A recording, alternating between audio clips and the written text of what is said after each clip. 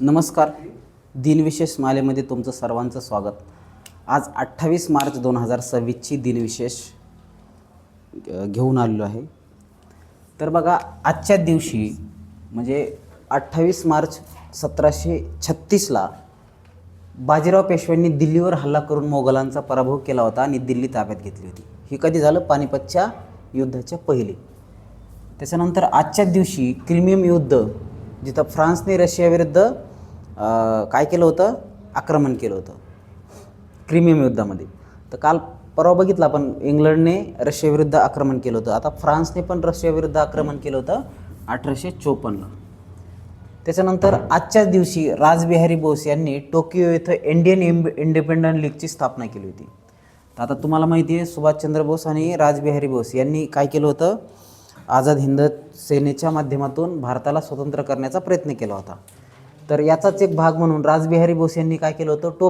Tokyo म्हणजे जपानची राजधानी, येथे काय केलं होतं? इंडियन इंडिपेंडंट लीगची स्थापना केली होती 1942ला. हे लवकर भारत स्वतंत्र झाला असता, पण 45ला काय झालं? दुर्दैवानं सुभाषचंद्र बोस यांचा मृत्यू झाला आणि दुसऱ्या महायुद्धामध्ये काय झालं? जपानचा पराभवसुद्धा झाला. तर ते हे 2-3 कारणं आहेत. त्याच्यानंतर आजच्याच दिवशी अमेरिकेतील 3 माइल्स आयलंड बेटावर किरणोत्सारी पदार्थाची गळती झाली होती. आता हे आयलंड आहे, तिथं अणुबॉम्बची चाचणी करण्यासाठी युरेनियमचा साठा ठेवला होता आणि त्याच्यातून काय झालं? किरणोत्सारी पदार्थाची गळती झाली आणि तिथल्या लोकांना त्याचे परिणाम भोगावे लागले. त्याच्यानंतर आजच्याच दिवशी JRD टाटा, जे टाटा समूहाचे संस्थापक तर जमशेदजी टाटा होते. तर हे JRD टाटा यांना 1992 साली R व्यंकटरमण यांच्या हस्ते भारतरत्न पुरस्कार, हा सर्वोच्च पुरस्कार प्रदान करण्यात आला भारतामध्ये. त्यांचाच वसा घेऊन रतन टाटा यांनी सुद्धा टाटा समूहाचं खूप मोठं साम्राज्य उभा करून पुढे नेण्याचं काम केलं. आणि हे टाटा समूह हे एक असा समूह आहे, तो भारताच्या प्रगतीसाठी, विकासासाठी अतिशय महत्त्वपूर्ण आहे.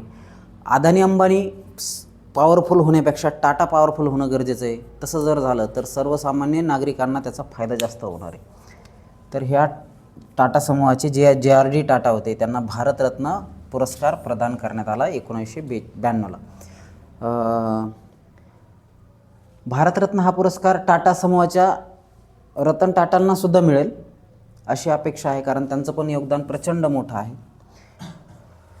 भारतीय शैक्षणिक व सामाजिक कार्यकर्ता विना मुजुमदार जे आहेत, त्यांचा जन्म झाला 1927 साली. त्याच्यानंतर स्थानकवासी जैनाचे सर्वश्रेष्ठ धर्मगुरू आचार्य सम्राट आनंद ऋषीजी यांचे निधन आजच्याच दिवशी झाले होते 1992ला. तर जैनचे सर्वश्रेष्ठ धर्मगुरू जे होते आचार्य सम्राट आनंद ऋषी यांचं 1992ला आजच्याच दिवशी निधन झालं होतं. त्याच्यानंतर सगळ्यात मोठी गोष्ट तुमच्या आवडीची, ती म्हणजे 61वी घटनादुरुस्ती झाली होती.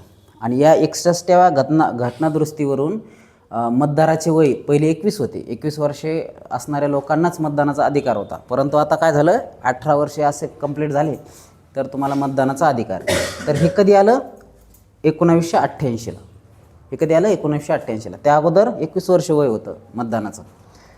तर 61व्या घटनादुरुस्तीवरून मतदानाचे वय, किमान वय 21 वरून 18 करण्यात आले.